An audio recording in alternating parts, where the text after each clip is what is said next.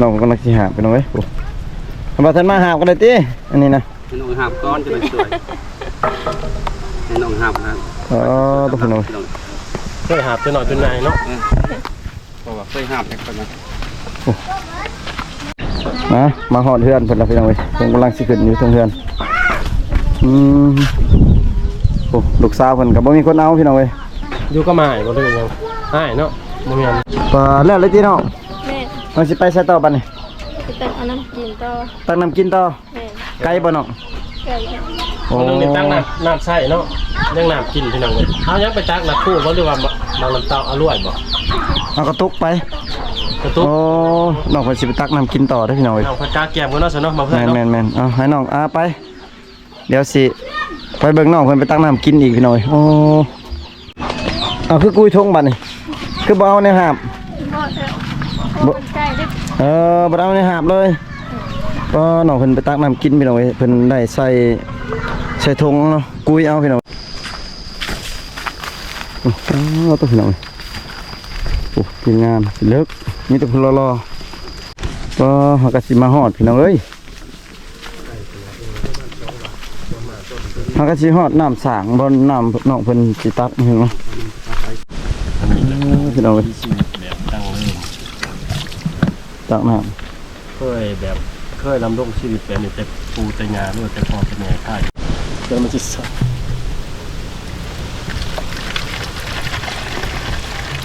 ตัวพี่น้องทีชีวิตแบบดังเดิมแสดงว่า น้องสาวโน่นนี่ถือว่านักเติบได้เวียกเฮือนเวียกซานพี่น้องบ่ว่าแม่น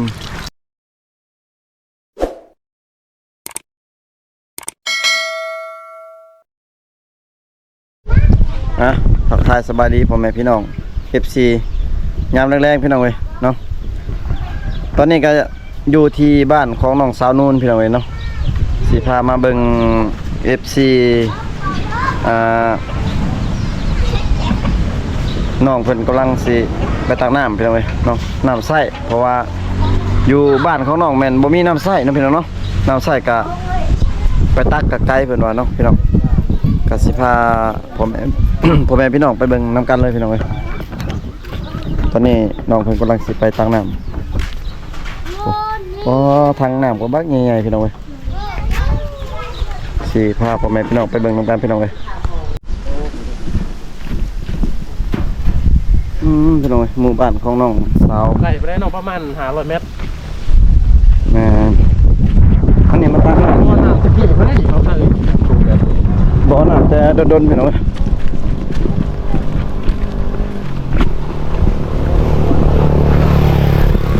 โอ้เล็งเป็นเล็งพี่น้องเว้ยอันนี้เป็นหมู่บ้านของน้องสาว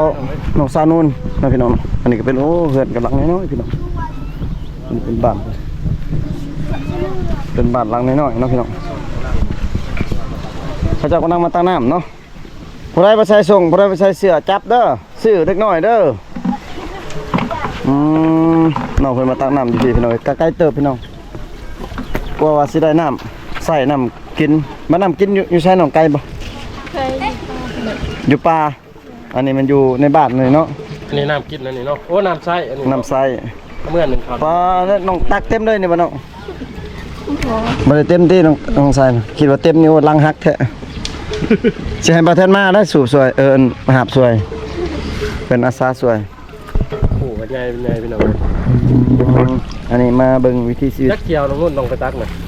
เที่ยวเดียวบ่ มื้อละ2เที่ยว 2เที่ยวช่องเที่ยวบ่จะได้มาอีกบ่นี่ ตอนแรกน่าจะสิมา โอ้ต้องทำนี่ ถ้าไป1 เขาอันนี้นะ1 เขา ตักเนี่ยก็1 เขาไปเฮ็ดกิน ไว้ให้กินตอนเช้าอีกแสดงว่าเป็นเวียกประจำของน้องนี่เนาะต้องได้เฮ็ดคุมื้อส่วนคันมีผัวก็คือสิได้หามคือเก่านั่นเนาะได้เฮ็ดคือเก่าเนาะไปเพื่อนแม่ย่าไปเฮ็ดอยู่เฮ็ดกินให้พวกกินพี่น้องนี่มันชาวบ้านเขาเจ้ากำลังตักน้ำสูบน้ำไปเนาะบ่แท้ได้มาสูบน้ำให้น้องได้มั้ยน้องนนท์น้องก็เมื่อยแหละเปลี่ยนกันก็ได้พี่น้องน้ำออกบ่หลายเนาะบ่แห้งบ่ได้เนาะเป็นน้ำใส่บ่นี่เอ้ยน้ำใส่บ่หรือว่าน้ำกินนี่น้ำใส่เนาะบ่น้ำกินได้ซะเอาไปใส่ อยู่ห้วยอีกอันนี้น้ำใส่คือกันพุ่นน่ะแสดงว่าเบิดบ้านนี่บ่มีไผกินน้ำนี่เนาะแม่นบ่น้องนนท์ แม่ มีแต่น้ำใส่น้ำอาบน้องอาบอยู่ใส่อาบอยู่นี่บ่ อยู่หวยพุ่นแหละ บ่ตอ อาบอยู่นี่ก็ได้ที่เขาจะอาบเนาะ จุดแรกจุดพุ่นแหละ น้องเคยมาอาบบ่อยู่นี่บ่เคยจักเทื่อน้องโอ้เพิ่นหาน้ำเมื่อน่ะ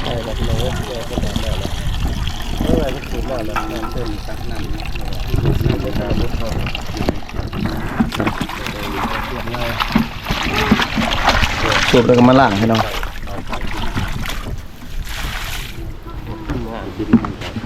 ว่างนี้ได้แจงได้บ่ให้ บ่ฟังนี่มาแจ้งบ่ แจงได้แบบนี้ อืมสูบน้ำให้น้องเฮ็ดแอลนอนก็ได้ติน้องมันออกบ่เฮ็ดแอลนอนนี่น้ำออกหลายบ่เฮ็ดแอลนอนติน้องเฮ็ดแอลนอนบ่เป็นเฮ็ดน้ำใส่พี่น้องน้ำบ่แห้งเนาะ น้ำแห้ง น้ำบาดาลแต่รถเลยติน้อง แม่ตัวที่เดิม มาแทนผู้กำยังไงเอาเบิ่งเฮ้ย สูบซะน้องได้ติ ให้น้องตักเต็มนะตักสิตักตัวนี้ เอา เปลี่ยนกัน ให้น้องสูบ แห้งแล้ว มากิน ให้สูบตัวนี้ก่อนบ่ทันมาเพิ่นว่าเลยจะได้บ่ทันมาเพิ่นสิช่วยเพิ่นว่าอาสาเพิ่นสิช่วยน้ำก็ไกลๆพี่น้องไกลจากบ้านน้องก็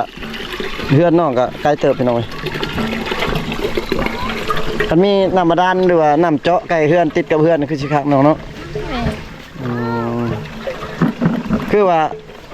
าได้ยินอันมี FC เพิ่นว่าให้ทำค่าสร้างเจาะน้ำบาดาลบ่ แม่ แม่นบ่แต่ว่าเขาเจ้าเอาแพงเนาะแพงก็บ่ฮู้ว่าอ้ายเพิ่นสิเจาะบ่ก็ยังบ่ฮู้เนาะ เท่าไรขยาวนะ เพิ่นว่า18บ่18ล้าน น้ำมันใช้ไฟนี่แหละวะ แม่นก็รอติดตามเบิ่งพี่น้องเว้ยเพราะว่าเพิ่นก็ถามราคาจะฮู้ราคาซื่อๆพี่น้อง สิสบายแล้วคันมีน้ำนั่นเนาะ แม่น้องก็จะได้อยู่ที่น้ำบาดาลหั่นเนาะ อยากได้นะ จักสบายเนาะรู้เนาะ สูบบ่ทันมาบ่ เปลี่ยนค่อยแล้ว กล้ามใหญ่เด้อพวกพี่น้องโอ้ลองมันดีดเด้อ เดียว สิรุดเด้อ ลุ้นบ่ แม่ เริ่มมาชิมตื่น ไม่มันสิออกไปลงล่างก่อน เราผูกก่อน ให้น้องล่างก่อนน่าจะเฮ็ด เฮ็ดรถบ่ได้ อันนี้นะเอาไปนั่นเนาะเอาไปหนึ่งเข่ายังเฮ็ดกินนี่ได้เป็นยังไง อันนี้สินึ่งข้าวล้างถ้วยล้างจานเนาะ แม่ เอาแห้งๆเอ้ย ไหวไว้บ่ เอาไว้คันมีผู้มาช่วยเป็นนี่สูบน้ำมันคือมื้อมันนี่คือสิดีเนาะน้องเนาะอยากได้อยู่บ่ผู้มาช่วย อยากได้ อยากได้อันมาเป็นพอน้องนู้นน้องนิ้งเนาะ บ่แต่ว่ามันซอยเวียกกันนี่เราซอยเวียกหมดทุกอย่างมัน ที่ซอยอย่างเดียวเนาะ มันสุดน้ำก็บ่ได้แล้ว งามพี่น้องเว้ยน้องสาวเนาะขนาดมาตักน้ำอันนี้ก็ยังงามพี่น้องก็เชิญว่าสิแต่งตัวนอนเนาะพักผ่อนสิงามกว่านี้พี่น้องเว้ย แปลงตัวแปลงงานก็ยังอยู่ก็พวกเราได้พี่น้อง ต้องร้ายอยู่บ่ เอาแต่ตามเจ้าได้บ่ มาทำนุ่ม น้ำเจ้าจองเลยอีสตาร์บอกลายจะเป็นผู้สูบเนาะที่มาตามมานำบอก ทำผู้กลางออกลาย น้ำเจ้าจะเป็นยังไง เราไว้เบิ่ง น้องมนุษย์นะ จับบึกนี่จับผลช็อกจับ พี่น้องเก็บชีท่านใดใจบุญกะอยากช่วยซื้อส่งไปเพิ่นก็ซื้อช่วยได้เด้อพี่น้องสู้ ส่งขาดเข้าบ่ สู้ขาดแต่ชมทีมงานพี่น้อง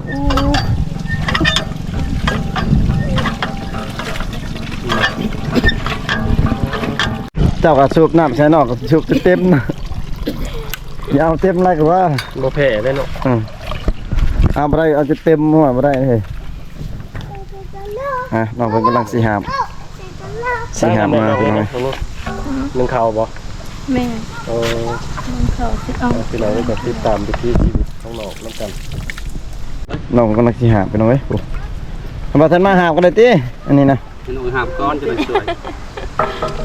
ให้น้องหาบนะ ต้องพี่น้อง เคยหาบจนหน่อยจนใหญ่เนาะ เพราะว่าเคยหาบแต่คนนะ ป้าทีมงานเด็กน้อยเขาเจ้าบ่เคยเห็นเขาสิว่าป้าคือหุ่มคือไรแต่น้องๆสานุน ในแต่ละผู้เดียวบ่ มักหลายๆคน ไล่แต่น้องคนเดียวพี่น้องเอ้ยกำลังสีเมื่อพี่น้องเอ้ยโอ้อันนี้เป็นหมู่บ้านของน้องสาวนู่นเนาะพี่น้องจากไกลเติบจาก ประมาณ จากบ้านของ เนาะประมาณ50บ่60 60-70 กิโลนี่แหละพี่น้อง 60หลังคาพี่น้องเอ้ย เอาเพราะว่าเรื่องไกลเจ้า60หลังคาพี่น้องเอ้ย ค่าอยู่แต่เฮือนบ่ไกลเฮือนน้องก็อยู่พี่น้อง ก็ไกลเติบเลย 500 เมตร ก็ใกล้เติบนำมาได้กับเพราะห้าม แต่ว่า ทำ เที่ยว บ่ ไป ได้ เที่ยวมาก็เมื่อยย้อนแล้วไปหาดตลอด นะเพราะว่ามันน้ำมันบ่ติดกับเพื่อนเลยน้ำใกล้เพื่อนติดกับเพื่อนด้วย แล้ว ว่า ก็รอดทาคิ้วได้บางเทื่อได้ แม่นนะพี่น้องเว้ยบ่แทนบ่ได้หาบเสยน้องบ่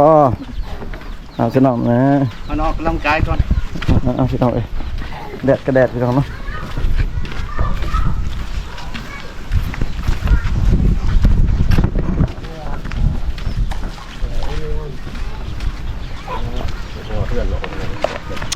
บรรยากาศยามแดงพี่น้องเว้ย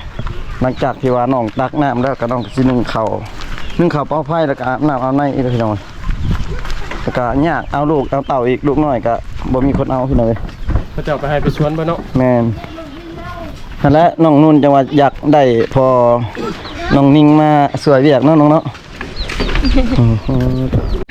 นะมาหอดเฮือนเพิ่นละพี่น้องเว้ยเพิ่นกำลังสิขึ้นอยู่ตรงเฮือนโอ้ลูกสาวเพิ่นก็บ่มีคนเอาพี่น้องเว้ย อยู่ก็มาบ่ได้หยังอ้ายเนาะบ่แม่น น้าบ่าว ว้าวแม่นแล้ว ลูกพี่น้องลุงยังนี่แหละเพื่อนเพิ่นก็นี่แหละสภาพเพื่อนเพิ่นพี่น้องขึ้นซ่านกันน้อยๆเนาะพี่น้องอันนี้ซ่านเพิ่นได้พี่น้องเว้ย อยู่ต้องได้ข้ามมอดนี่มาอีกเนาะ ข้ามไม่ได้ผม หึมโลกนี้ห้วย อืม วิถีชีวิตสาวลาวในชนบทพี่น้องตักน้ำเพื่อมากาเกี่ยมสิเป็นข้าวยามแรก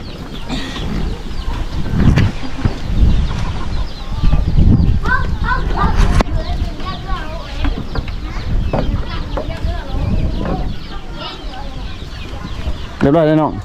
ได้แล้วเนาะ โดย น้องนั่งบ้างน้องลงแบบนึง เรียบร้อยพุ่นนะ ใช้หัวกันเลยนั่งลงมา ก็แล้วเลยที่น้อง แม่ มันสิไปใส่ต่อบัดนี้ จะตั้งเอาน้ำกินต่อ ตักน้ำกินต่อ แม่ ไกลบ่น้อง ไก่ โอ้ น้องนี่ตั้งน้ำใส่เนาะยังน้ำกินพี่น้องเลยเอายังไปตักน้ำคู่บ่หรือว่าบางน้ำเต้าอร่อยบ่ เอากระตุกไป กระตุก โอ้น้องเพิ่นสิไปตักน้ำกินต่อเด้อพี่น้องเว้ย เอาผักกาแกมกันเนาะซะเนาะมาเพื่อนเนาะ แม่นเอาให้น้องไป เดี๋ยวสิไปเบิ่งน้องเพิ่นไปตักน้ำกินอีกพี่น้อยโอ้คิดว่าตักน้ำนี่แล้วยังสิไปตักน้ำกินอีกพี่น้อย ตั้งน้ำกินแล้วมันหนึ่งข้าวหนึ่งข้าวเลยกินแล้วก็อาบน้ำเลยพี่น้อง ชีวิตของน้องสาวนุ่นพี่น้องสาวมือสองเนาะที่ว่าเลี้ยงลูกผู้เดียวที่ว่าอยู่นำพ่อแม่พี่น้อยทั้งเอาลูกแล้วก็เฮ็ดเวียกบ้านการเฮือนพร้อมพี่น้อยสิพาพ่อแม่พี่น้องไปเบิ่งน้องเพิ่นไปตักน้ำกินอีกพี่น้อยเอาคือกุยทงบัดนี่คือบ่เอาในหาบ บ่แล้วบ่ใกล้ได้ บ่เอาในหาบเลยก็น้องเพิ่นไปตักน้ำกินพี่น้องเอ้ยเพิ่นได้ใส่ถุงเนาะกุยเอาพี่น้องเอ้ยบ่ได้ใส่ไม่หาบเพราะว่าเพิ่นไปตักน้ำใส่แล้วก็เพิ่นไปตักน้ำกินต่อพี่น้องเอ้ยบรรยากาศหมู่บ้านของเพิ่นโอ้ทีมงานเท่ากันเลยโอ้ ทำอะไร ไปเบิ่งน้องเพิ่นไปตักน้ำกินอีกพี่น้องเอ้ยเฉพาะน้องเพิ่นว่าน้ำอยู่บ้านเพิ่นบ่มี ย่างเนาะเขาจะเวลากินน้ำธรรมชาติ แม่นไปตักน้ำมันอยู่ไกลๆพี่น้องเอ้ยชนบท สิฟ้าพ่อแม่พี่น้องหรือว่า FC ไปเบิ่งวิถีชีวิตของน้อง บา เพิ่ ง นไป บ้าน ตักน้ ก็คือกันได้บ่องตักเลยมองไทย ำแม่น บางคนกับแบบเป็นน้ำสางหรือเป็นน้ำขัง อืม บางคนก็เป็นน้ำออกบ่อในเหือพิน โอ้เฮือนพุดเลยสวัสดเฮือนนี่บ้านนี่คือว่ามีแต่หลังน้อยๆเนาะ บ้านตั้งใหม่จักเลย บ่แต่โดนที่เฮือนนี่คือมันบ่ทาวรเนาะเฮือนนี่เนาะ อันนี้เพื่อนบ่เดินเหล่าเขาเลย รอเขา นี่ก็ตั้งไม่หนีเพื่อนหลังนึง อืม ตรงฟ้ากับปีฟ้าเห็นนี่ก็เป็น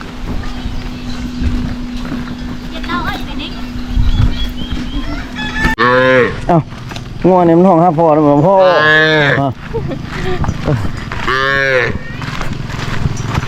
พี่น้องเอ้ยย่างมาไกลๆพี่น้องเอ้ย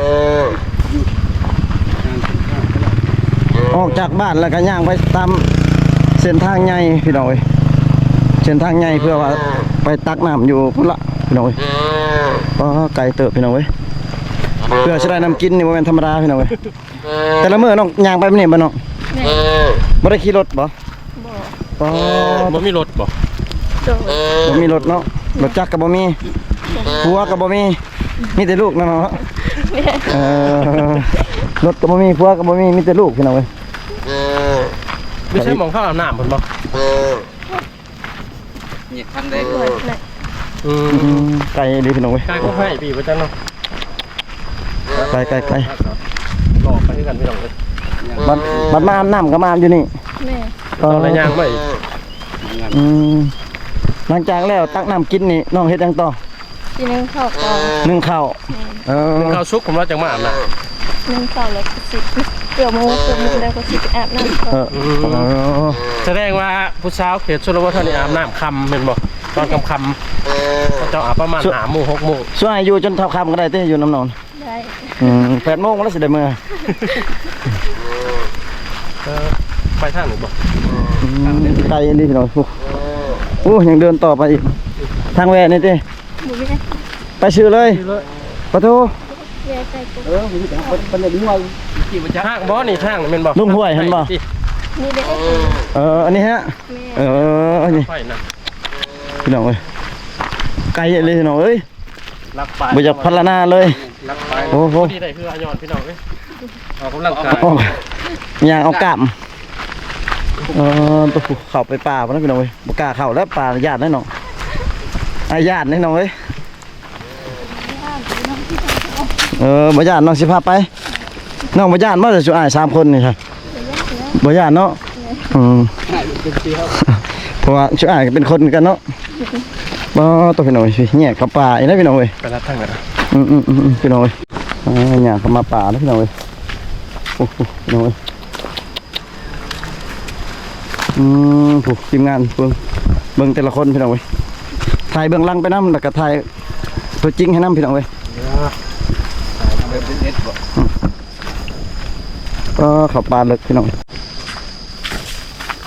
โอ้ตัวพี่น้องเว้ยโอ้ทีมงานเลิกมีแต่คนรอโอ้ไม่ยังไม่ดูเต้นี่ บ้านเขาว่าแบบผู้เจ้าเรือฟัวแหละผู้ที่บอลตักแหละ ตัวพี่น้องเว้ยเขาอยู่ป่าพี่เล็กพี่น้องเว้ยบ่ไหวดอกแบบนี้นะคือว่าแหละเป็นแบบ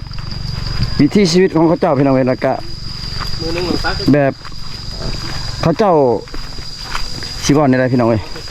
มันหลีกเลี่ยงบ่ได้นะพี่น้องชีวิตของเขาเจ้าต้องได้เฮ็ดต้องได้สู้พี่น้องเว้ย กันทุกลายแหละ โอ้เพิ่นทำมาแต่ตักน้ำกินบ่โอ้เพิ่นมาแต่ตักน้ำกินนะพี่น้องเว้ยพวกแสดงว่าเบิดบ้านนี่พี่น้องเว้ยนี่นะจะมากินอยู่นี่นะโอ้ตัวไก่เลยพี่น้องเว้ยเฉพาะดอกน้องสาวนูนเพิ่นว่าบ่มีน้ำพี่น้องเว้ยเพิ่นว่าบ่มีน้ำใส่บ่มีน้ำกินเนาะพี่น้องเนาะมีอยู่แต่ว่ามันไกลเนาะพี่น้องตัว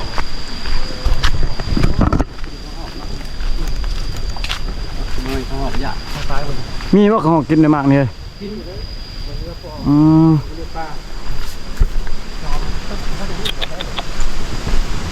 เป็นป่าเป็นยังไปพี่น้องเอ้ยตักน้ำนี่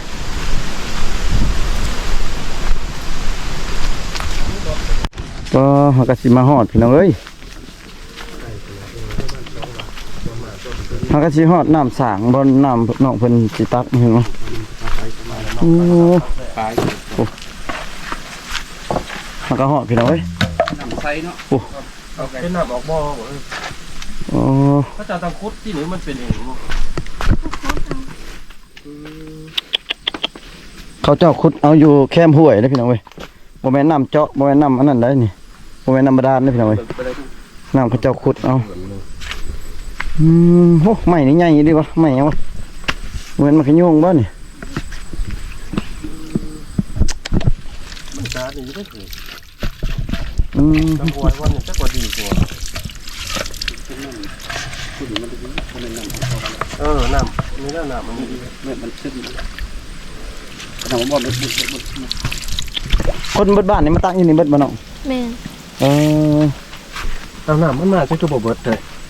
น้ำมันซึมมันเด้อ แต่มันออกบ่แห้งมันบ่แม่นมันบ่แท้ อืม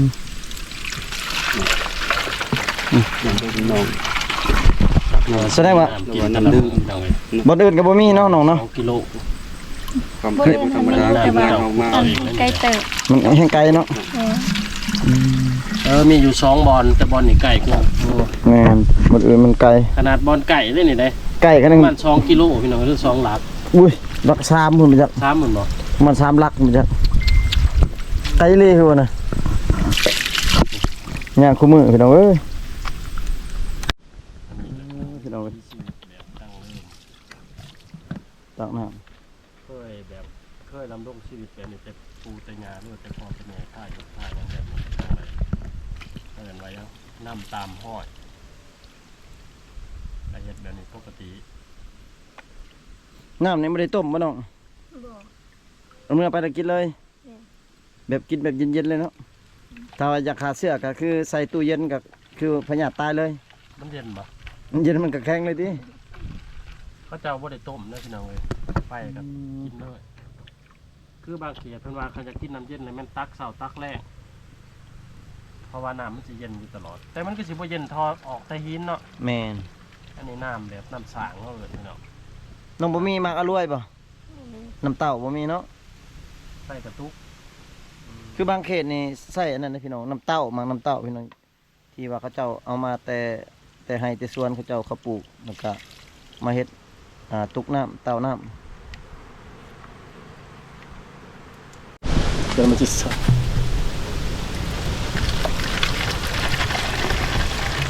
ตัวพี่น้อง วิถีชีวิตแบบดั้งเดิม แสดงว่า น้องสาวโน่นนี่ถือว่านักเติบได้เวียกเฮือนเวียกซานพี่น้องบ่ว่าแม่นตักน้ำเป่าไฟล้างถ้วยล้างจานหนึ่งข้าวเป่าไฟเฮ็ดอยู่เฮ็ดกินพี่น้องเอ้ยถ้าพ่อแม่ถ้าว่าตอนเช้านี่ก็สิคล้ายๆแน่เพราะว่ามีแม่บางทีแม่น้องก็ลุกตีหนึ่งข้าว แม่นตอนเช้ากันแม่เป็นคน ลุกหนึ่ง ตอนเช้าแล้วแม่หนึ่งตอนเที่ยงเลยน้องหนึ่งหรือว่าตอนแรกเนาะ คือน้องนี่เฮ็ดเวียกก็ยากแน่น้องเนาะเพราะว่าลูกน้อยเด้เนาะ แม่น คือเมื่อกี้นี่แหละพี่น้องเอ้ยมาสิมากับลูกเพิ่นให้นำอยู่แต่ว่ามีพอน้องนิ่งมากก็คือสิคล้ายๆแน่พี่น้อง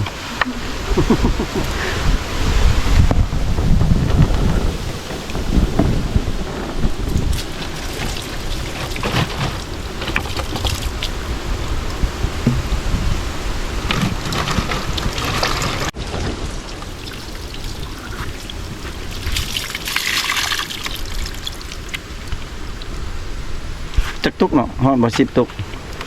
ก็ว่าเหมาะ ตัวลายเติบแล้วแสดงเนาะ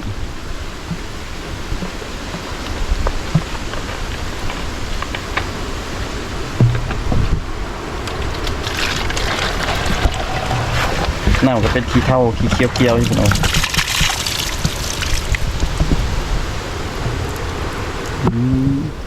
ผัดคลิป อันนี้เป็น2,000คลิป น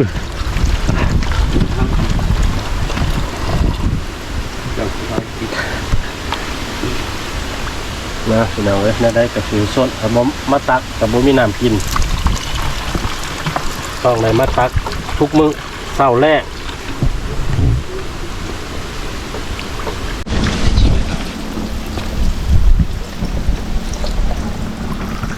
ชิแล้วแล้วเนาะ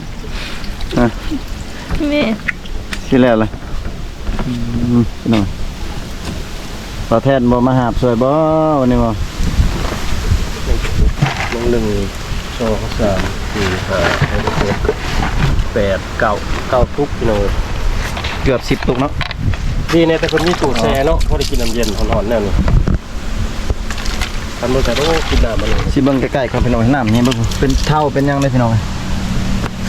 เป็นสีแบบสีเขียวๆนะพี่น้อง เคยเก็บรายละเอียด น้ำมันบ่ได้อาหารปานใดพี่น้องก็คือว่าแหละ เคยกิน เคยกินก็บ่ว่ากันพี่น้อง ก็จะไซส์ได้อยู่เลย ไซส์แต่ว่าเขาต้องกันเนี่ยไซส์ อีแท้มันก็นั่นว่า กันกันเลยเนาะ กันโมงก็3 สันเนาะ อืม แบบเกิดเป็นนั่นนะ ไม่ยังคือน้องว่ากันยามพ้นนี่ตั้งอยู่นี่บ่ได้เห็นบ่ แม่ กินน้ำพ้นอีก แม่ โอ้พี่น้องเว้ยก็คือ อาหารการกินหรือว่าน้ำดื่มก็กินไปตามฤดูกาลพี่น้องเว้ย แม่นปรับเปลี่ยนไป แม่น แบบใด โอ้ตายพี่น้อง ย่ามแรงก็กินน้ำบ่อย่ามฝนก็กินน้ำฝนคือ กินน้ำพ้นอีก คือแบบอาหารพี่น้องย่ามหน่อไม้กินหน่อไม้ย่ามเบิดหน่อไม้แล้วกินผักกินอันนี้ยังไปน้ำอีกอันนี้แหละใช้ชีวิตในชนบทเฮา แบบบ่ได้ มีเงินก็อยู่ได้ แบบบ่เสียเงินเนาะ แบบบ่เสียเงินหากินตามธรรมชาติตามฤดูกาล น้องเพิ่นว่าเรียบร้อยแล้วพี่น้องเอ้ยมีแต่เป็นสิใส่ธงเนาะแล้วก็กุยเมื่อหรือว่าเจียเมื่อเป็นเจียเมื่อแล้วเด้อพี่น้องเอ้ย นี่คือวันลูก โอ้น้ำสาวเพิ่นน้องสาวโน่นพี่น้องเอ้ย อยู่ในใต้กินธรรมชาติ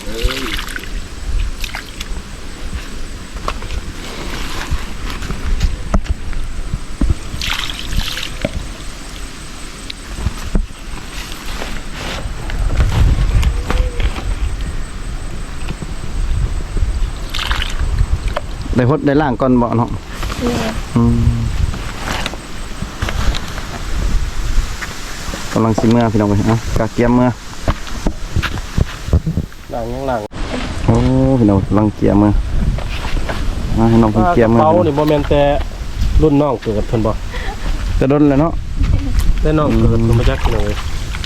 ก็พี่น้องเอ้ยประมาณ 3-4 กิโลพี่น้องเอ้ยไกลพี่น้องเอ้ย ไปแล้ว อยากเมื่อพี่น้องบ่าวแทนเพิ่น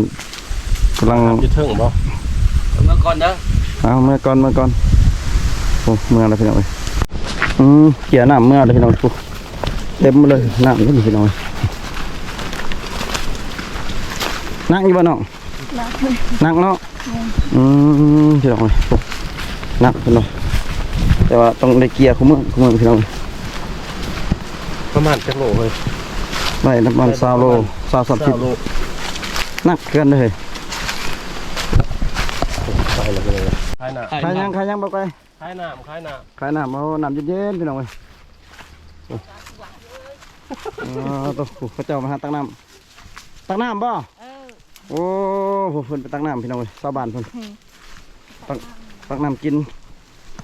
เราเจ๊ซื้อซอยพี่น้องเอ้ยบอกไก่เพิ่นหับน้ำสวย ประมาณน้ำหนักอยู่ประมาณ10ปลายโล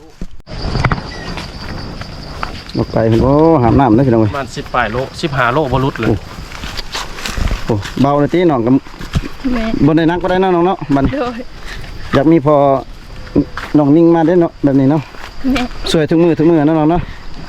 โดย ปลาตัวยิ้มงามไปเลยไปก่อนน้องตัวบอกไก่เพิ่นไปก่อนเลย มาในประชุมเสร็จแล้ว ตักน้ำกินบ่โอ้สาบานเพิ่นพี่น้องเอ้ย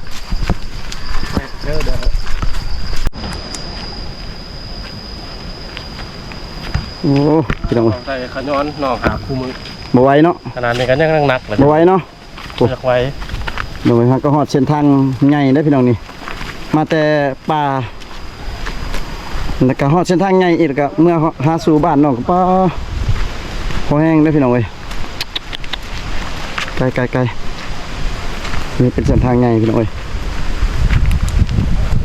หัน2หรือหัน3 หัน2นำนี่งานนี้บ่ต้องหัน3งานนี้หัน2เปลี่ยนกันเลยพี่น้อง โซสละจะเป็นลูกเคย กระเซินว่าน้องนุ่นหามผู้เดียวเนาะ หนักเอ้ย หามผู้เดียวมาทุกมื้อป้า หนักแฮงเลยเนาะ ตัว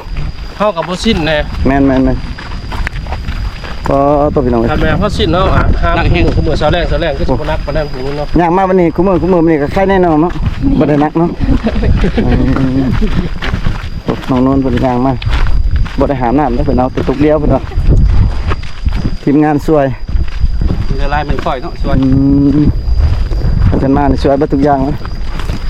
เพิ่นบุญใหญ่แน่ แล้วอย่าป้าไปเด้อบ่ เนี่ย เงียบจะย่ามครับ อันเป็นอันนั้นป่ะเป็นเต้าป่ะเอาคุณว่าง สัญญาณอะไรดิ สัญญาณบ่ดี สัญญาณเน็ตบ่มี ไม่หมดที่ กำลังสิฮอดหมู่บ้านของน้องเพิ่นเลยโอ้ตก ว่าจะมา หากจะฮอดหมู่บ้านของน้องเพิ่นเลยบ่ตกบ่ทันมาหาบอาสาหาบจนฮอดเพื่อนพุ่นล่ะพี่น้องเอ้ยเอาเพื่อนน้องสาวนุ่นเนาะมื้อนี้แม่นบ่ให้น้องสาวนุ่นหาบน้ำกินให้แต่น้องนุ่นหาบแต่น้ำใส่โอ้ตกเอาก็ฮอดพี่น้องเอ้ย เพื่อนเมาได้นี่เนาะ แม่น เพื่อนเมาได้สิ มันเมามันเสีย จะเสียดอกมันวะ เฮ็ดแล้วแล้วบ่ได้เฮ็ด กำลังเสียดีอ่ะ ก็เป็นมิตรยุเพื่อนไฟนี่ สีถ่าทายอยู่เพื่อนของน้องสาวนุ่นเนาะตอนนี้กำลังย่างไปเพื่อนน้องสาวนุ่นพี่น้องทางกระหอนเพื่อนน้อง โอ้เอา พี่ลึกพี่น้อง นั่นแล้วที ให้บ่าวทันมาเพิ่นเอาขึ้นไว้อยู่เพื่อนส่วนน้องสาวนุ่นแม่นให้น้องสาวนุ่นเฮ็ดเวียกนับทันหน้าที่ของน้องว่าเวียกหยังแน่น้องเฮ็ดเนาะประกาศสิทายให้พ่อแม่พี่น้องได้เบิ่งนํกันเลยพี่น้องเอ้ย ใช่พี่น้องเบิ่งคือเก่า คลิปนี้แม่นบ่าวทายก็สิได้ขออนุญาตปิด ย่านมันยาวพุ่นเนาะ แม่นปิดไว้ซ้ำนี้ก่อนสิเฮ็ดเป็น EP ไปให้พ่อแม่พี่น้องได้เบิ่งนํกันพี่น้องเอ้ยเนาะขอบอกกับใจ FC ที่เข้ามาติดตามรับชมคลิปแต่ต้นจนจบพี่น้องเอ้ยอยู่ดีมีแฮงเบัดสุขุทุกคนเด้อพ่อแม่พี่น้องเนาะ